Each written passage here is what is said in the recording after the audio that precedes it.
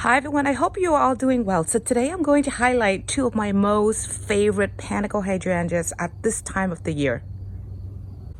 So here side by side, you can see the two hydrangeas next to each other and how they look compared to each other. So the one on the left here is the Lavalamp Flare Panicle Hydrangea, which is a lace cap. And then the one on the right is the Firelight Panicle Hydrangea. The first thing we're going to compare is that they are both similar in terms of they're both panicle hydrangeas. Now, in terms of the sort of shape of the panicles, you can see that the shapes are quite similar. They are both conical in shape. And however, this one does have sort of an even distribution of the inflorescence or the infertile blooms as well as the fertile blooms. Whereas the Lavalamp Flare hydrangeas panicles have more of the inflorescent or the infertile petals on the bottom, and then as you gradually go to the tip, you'll see more of the fertile blooms. But again, both of these, like I said, are very beautiful in shape that looks very much like a cone. And they are also hardy from zone 3 through 8. Both of them bloom on new wood, so what that means is it does not matter how you prune this plant back. You can prune it all the way to the ground. They will always bloom for you on new wood, which is the current season's growth. Comparing the blooming time, they are both considered to be early blooming panicle hydrangeas, and based on this season's growth, they bloomed for me in early July.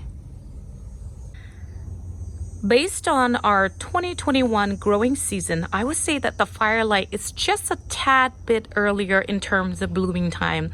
I would say that the Firelight, it's about 5 days earlier in terms of blooming time than the Lavalamp Flare. So one of the major differences between these two panicle hydrangea is the type of panicles that they have. So the panicles of the Firelight, it's more sort of composed of infertile florets, which are the petals that you see here. On first glance, you can probably see that these Firelight panicles don't look like they contain a lot of fertile blooms, but I think they actually do. Whereas on the Lavalamp Flare, the panicles are more of a lace cap. And the lace cap panicles of the Lavalamp composed of, I would say, the majority of the florets, which are the infertile blooms or petals here on the bottom. And as it reaches the top, you can see that it has a bit more of the fertile blooms on them. And that makes them highly attractive to lots of butterflies and bees and pollinators to the garden.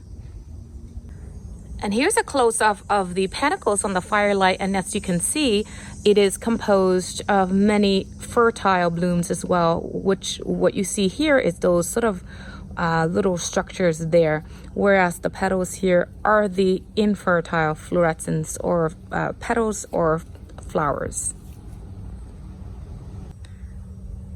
And this explains why Firelight panicle hydrangeas are so attractive to so many pollinators, such as bees and butterflies.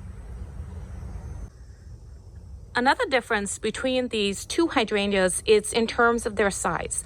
So based on the website as well as the tags, Firelight hydrangea is supposed to grow between 6 to 8 feet tall.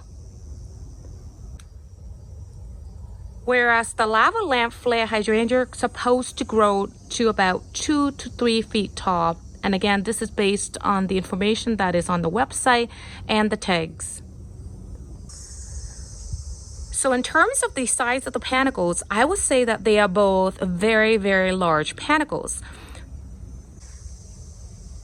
So the Firelight Panicles, I would say, are about 13-14 inches tall and about 7 inches wide.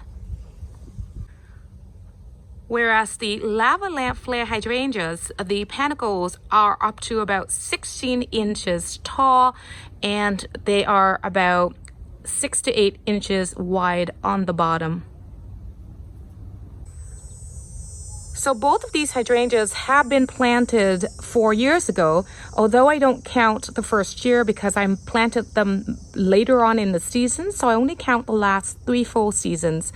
So based on that, the Firelight Hydrangea is about 4 feet tall and wide, and the Lavalamp Flare Hydrangea is about 4 feet tall and 2.5 feet wide. And again, the size of the panicles can although be changed based on how you prune the hydrangeas earlier on in the season.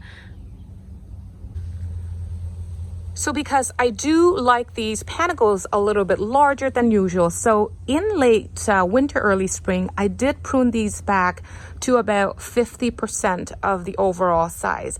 Although the website recommends that you prune it back to about 30%, but like I said, I like large panicles on these. Therefore, I did prune them back a little bit more than what's recommended.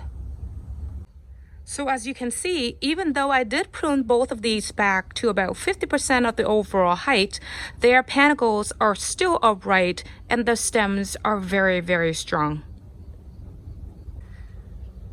There is not a single stem here that is floppy, unlike some of the other larger panicle hydrangeas that I have in the garden. And you can see that the Lavalamp stems here are also very strong and all of the panicles are upright. And one of the most incredible things about these two hydrangeas is the color that they have near the end of summer and early fall. And as we slowly enter fall, when the temperature drops a little bit lower, the colors on these panicles will deepen even more, and that will make them the most two gorgeous panicle hydrangeas that I have in the garden. And as we enter fall, you'll be able to see that the panicles of the Lavalamp will darken most on the bottom and gradually lighter in color as you get to the top of the panicles. So early on in the season, they both start out with the chartreuse green in color. And the chartreuse green eventually becomes a sort of fluffy white looking panicles. And by the end of July, the Firelight panicles will turn a pink color. And the same thing is also seen on the Lavalamp Flare hydrangeas, although the panicles are not as fluffy looking as the Firelight. And now as we enter early September, you can see they are both gorgeous, beautiful color. So anyhow, I think I'm going to stop the video here, and I want to say thank you so much for watching the video. I hope you enjoyed it, and you have yourself a wonderful day or night wherever you are in the world. Take care, and I will see you on the next video. Bye bye for now.